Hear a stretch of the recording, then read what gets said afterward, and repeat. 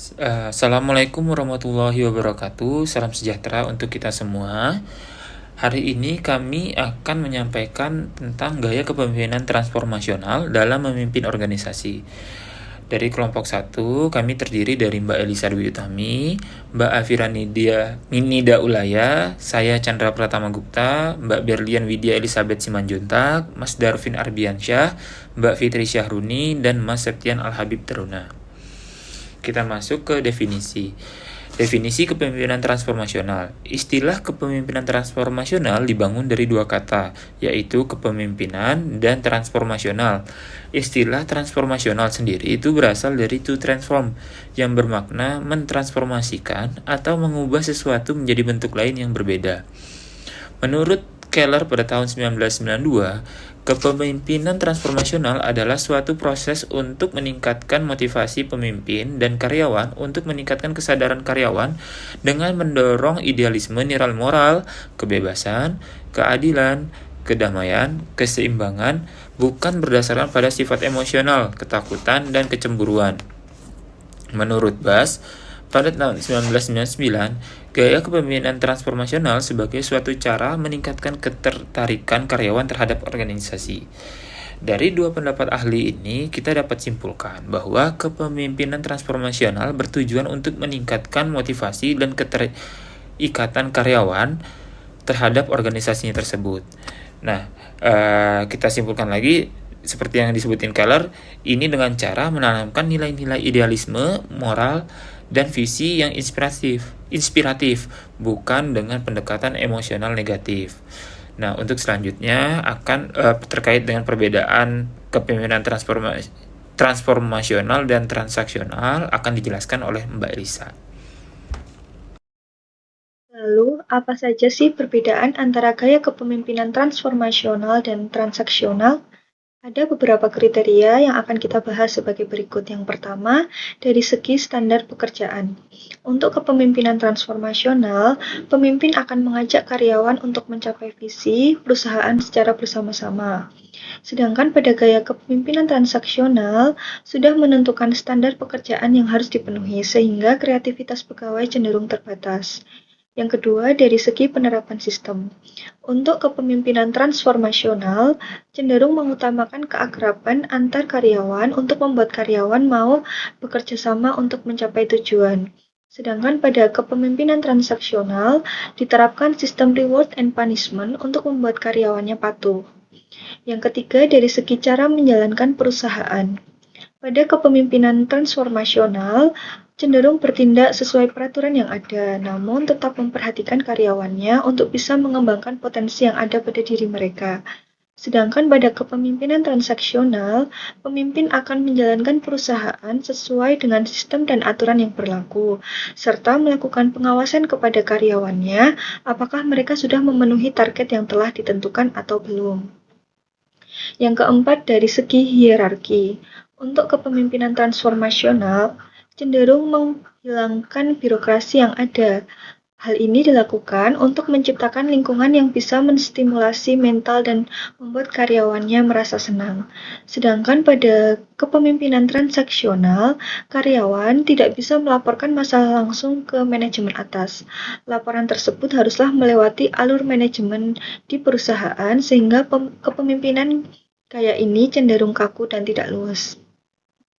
Secara garis besar, kepemimpinan transaksional menggunakan kekuasaan dan kewenangan yang telah ada dalam organisasi, sedangkan kepemimpinan transformasional cenderung memotivasi orang untuk bekerja dengan tujuan baru yang lebih besar dan menciptakan perubahan.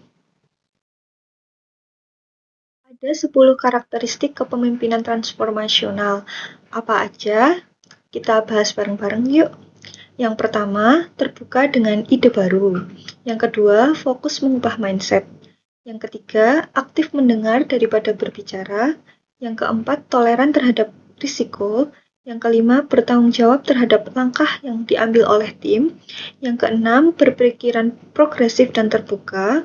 Yang ketujuh, memiliki kemampuan beradaptasi. Yang kedelapan, mampu menginspirasi. Yang kesembilan, tim berpartisipasi dan berinovasi. Dan yang kesepuluh, kepercayaan tinggi terhadap tim. Cenderung positif semua ya karakteristiknya. Nah, sejalan dengan karakteristiknya yang bersifat positif, kepemimpinan transformasional memiliki kelebihan sebagai berikut. Yang pertama, menunjukkan perilaku yang karismatik. Yang kedua, memunculkan motivasi yang inspirasional. Yang ketiga, memberikan stimulasi intelektual. Dan yang keempat, memperlakukan pengikut dengan memberi perhatian kepada individu. Namun, kepemimpinan transformasional ini juga memiliki beberapa kekurangan. Yang pertama, tidak dapat berjalan optimal pada organisasi yang tidak memiliki struktur. Yang kedua, tidak cocok untuk dijalankan pada organisasi atau tim yang dibentuk sementara dalam rangka menjalankan tugas tertentu atau yang sifatnya ad hoc. Yang ketiga, kurang tepat untuk diterapkan pada bisnis yang baru meraba-raba, karena pada dasarnya kepemimpinan ini membutuhkan struktur yang kemudian diperbaiki. Dan yang keempat, lingkungan kerja yang terlalu birokratif kurang cocok dengan gaya kepemimpinan transformasional. Jadi secara garis besar memang kepemimpinan transformasional ini akan membawa perubahan, sehingga harus ada sesuatu yang perlu diubah atau struktur organisasi yang sudah stabil terlebih dahulu. Nah, selanjutnya, mengapa gaya kepemimpinan transformasional itu penting? Di sini kami memaparkan 3 alasan kenapa gaya kepemimpinan transformasional itu penting. Yang pertama, dapat memotivasi karyawan. Dengan gaya kepemimpinan ini dapat memotivasi karyawan. Yang kedua, tidak adanya GAP dengan atasan.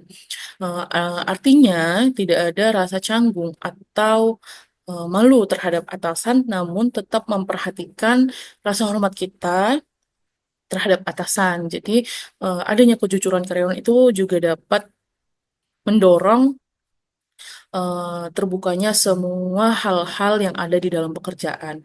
Yang ketiga, banyaknya inovasi baru bermunculan. Dalam gaya kepemimpinan transformasional dapat mendorong inovasi-inovasi karyawan yang kreatif. Nah, selanjutnya, hubungan antara komitmen kerja dengan gaya kepemimpinan transformasional.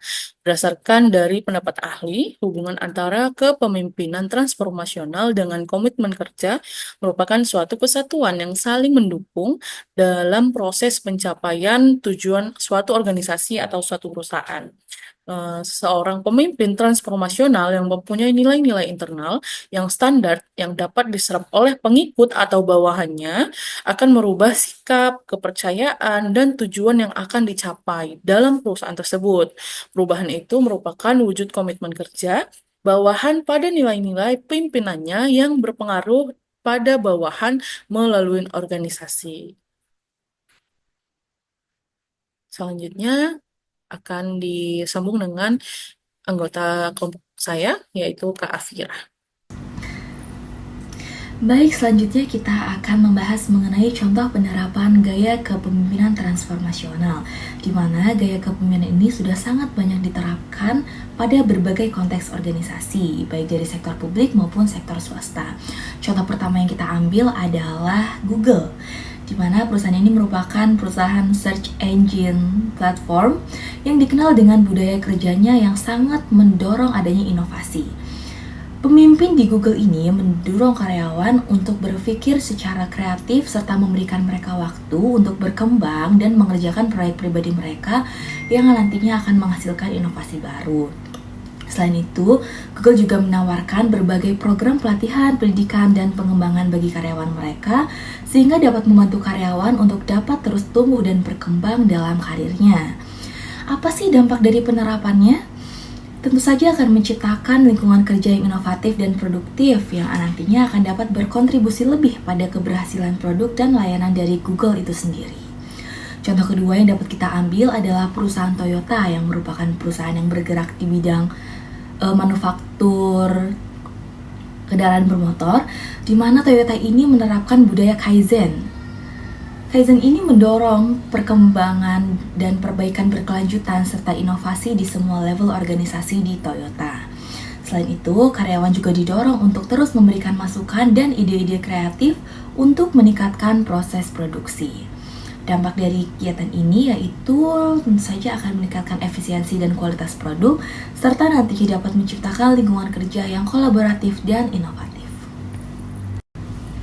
Nah, kita beranjak ke contoh yang ketiga terkait dengan gaya kepemimpinan transformasional yang diterapkan oleh perusahaan Starbucks, di mana perusahaan ini bergerak di bidang food and beverage yang mengutamakan pengalaman pelanggan serta pengembangan karyawan. Leader di Starbucks ini berfokus pada menciptakan pengalaman pelanggan yang luar biasa dan menginspirasi karyawan untuk terus memberikan layanan yang terbaik. Selain itu, Starbucks juga menawarkan program pelatihan dan pengembangan untuk barista dan manajernya yang akan membantu mereka untuk dapat tumbuh dalam karirnya. Dampaknya itu sendiri akan meningkatkan loyalitas pelanggan yang terbukti dari adanya Starbucks Card dan sebagainya, serta akan meningkatkan kepuasan karyawan yang akan berkontribusi pada kesuksesan bisnis secara keseluruhan. Contoh yang keempat dari perusahaan Unilever, di mana pada penerapannya ini menekankan pada sustainability dan tanggung jawab sosial serta inovasi produk. Leader di Unilever ini seperti Managing Director sangat mengedepankan visi berkelanjutan dan bertanggung jawab secara sosial. Mereka menginspirasi karyawan untuk terus berkontribusi pada program-program yang mendukung lingkungan dan masyarakat. Terkait dengan inovasi produk, Unilever itu mendorong karyawan untuk terus berinovasi dan mengembangkan produk yang ramah lingkungan dan sesuai dengan kebutuhan konsumennya. Dampak dari kegiatan ini yaitu akan meningkatkan citra perusahaan dan loyalitas konsumen, serta dapat memberikan dampak positif bagi lingkungan dan masyarakat.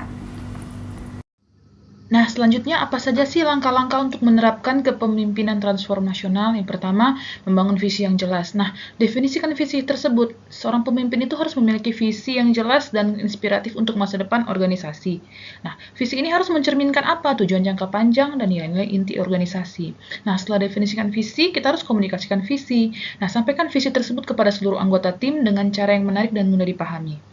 Nah, kemudian gunakan aja berbagai macam saluran komunikasi untuk memastikan semua orang itu terlibat.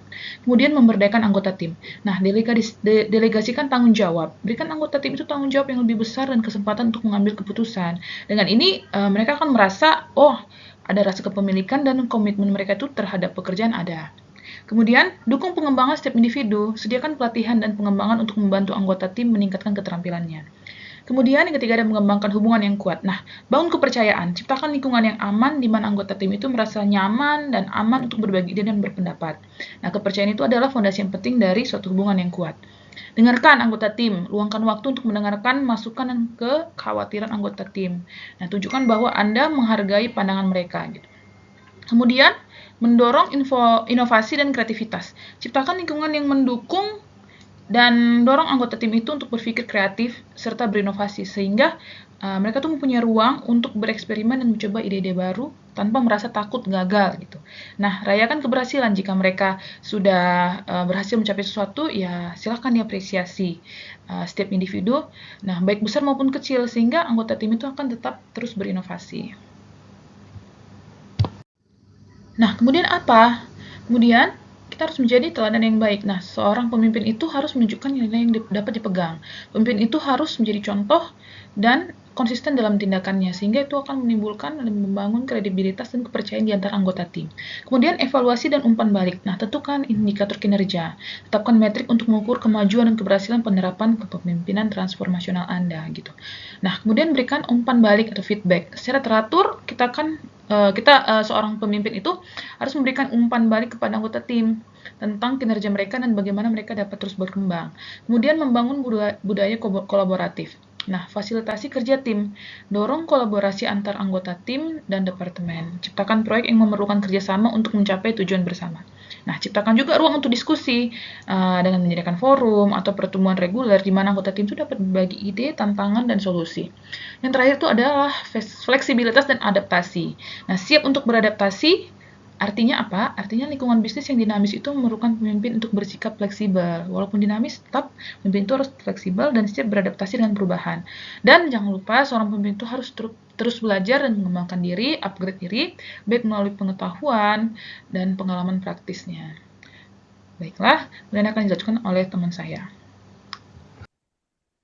Selanjutnya terkait kesimpulan, di mana kepemimpinan transformasional merupakan gaya kepemimpinan yang fokus pada perubahan, pengembangan individu, serta penciptaan lingkungan kerja yang inovatif dan kolaboratif.